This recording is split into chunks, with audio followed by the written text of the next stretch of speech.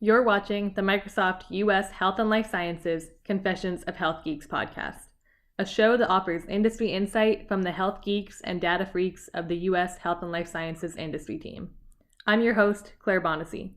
Today begins an ongoing series with Tom Lawry, our National Director for Artificial Intelligence in Health and Life Sciences, to discuss his new book, AI in Health. Hi, Tom. Welcome to the podcast. Hey, it's great to be here. Thanks for having me. Great, thank you. So let's jump in. So tell us about your new book, AI in Health, A Leader's Guide to Winning in the New Age of Intelligent Health Systems. Well, first of all, I know that's a mouthful, but part of that was just a subtitle. So the book is AI in Health. It's being published by HIMSS and CRC Press. It is scheduled to debut at HIMSS 2020 next week in Orlando. But anyway, it's a book that I was asked to write actually by HIMSS, where the focus is not on the technical side of AI, but truly on the process side of how do you plan and deploy activities to actually have AI be something that is delivered at scale to improve quality of care, to improve outcomes, to improve the cost effectiveness. And what we've seen is there's a lot of excitement about AI among healthcare organizations of all sizes and types.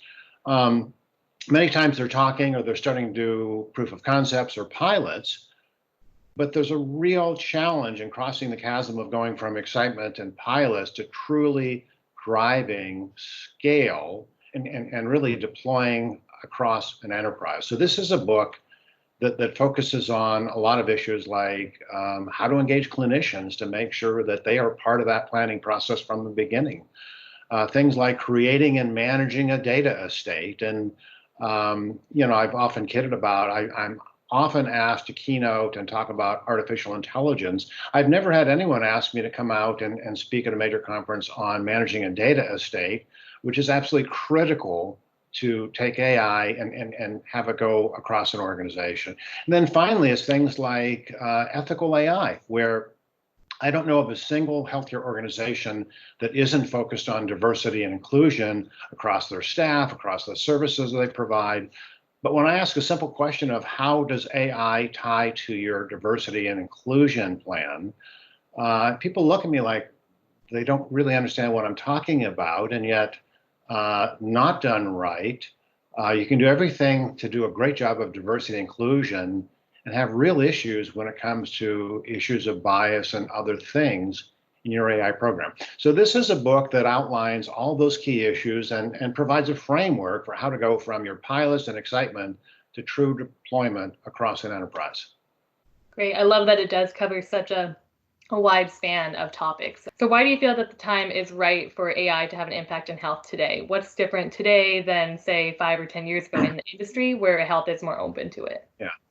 Well, I think a couple of things. The first thing is just even looking at the progress we've made technically in the last couple of years, amazing progress of moving from things that kind of sounded interesting to truly commercially available industrial grade solutions. And that's everything from machine learning. I mean, we've been doing predictive analytics since the 1950s, but the ability to take these tools and really bring them into healthcare in a way that are very workable to allow us to predict anything from all those clinical things to which claims are going to be denied if you're a hospital.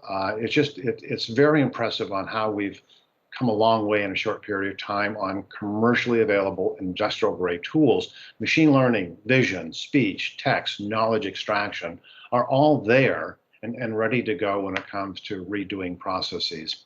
I think the other thing, which is the broader view, is simply we have so many challenges in healthcare. I mean, anyone in America who's tuning into any of the political debates is getting an earful about health reform. And there are many things we can do better on. Quality, outcomes, costs.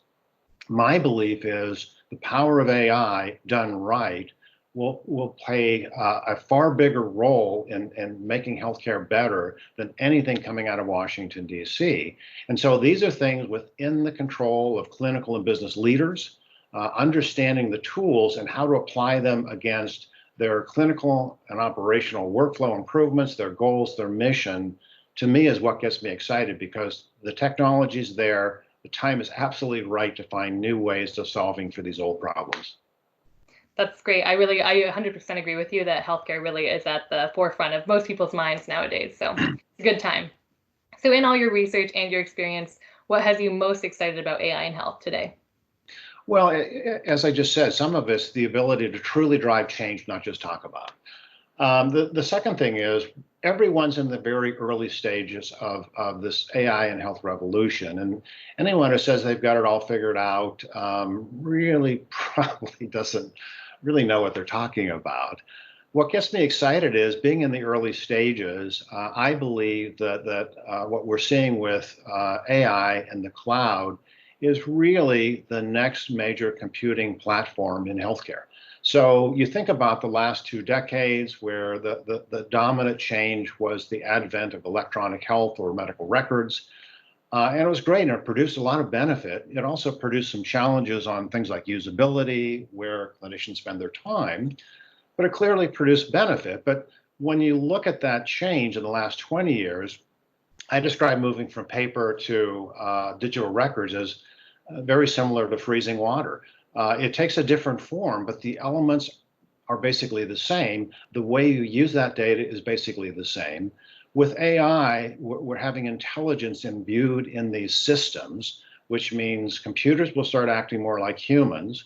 Humans will have the ability to stop acting less like computers, particularly when it comes to doing a lot of the repetitive, low value work that doctors, nurses, and others are now faced with.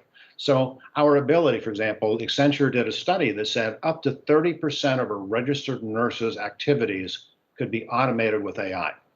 So a lot of the value comes in what that 30% looks like. But if I could help reduce repetitive, low value activities of a clinician and give them back 30% of their time to spend with patients, to do research, to actually get home at night, to be home having dinner with their kids, that's very high value. And it can clearly be driven by AI being put in behind process improvement. Great. That's really interesting insights. Thanks, Tom. So as we close, do you have any parting words or would you share any personal advice to encourage or instruct our listeners? Well, the first thing I'd say is buy my book. And the second thing I would say is, we have the ability to truly transform healthcare with these new tools. Some of it's about the technology, but so much of it is empowering clinical and business leaders when they understand the tools and how to apply them to truly be empowered to transform all those things they care about. So the thing that someone's driving home thinking about and worrying about, if only we could be better at this. My challenge, the opportunity is to say, with these new tools, we have the ability to solve problems that previously we had a difficult, if not impossible, time to solve. And it's not easy, and it's not a magic bullet. AI is currently a shiny object, which has its own downside. But if you truly look at the capabilities available today in the hands of clinical and business leaders to do good, the upside is tremendous. The risks, there may be some risks, but they're limited.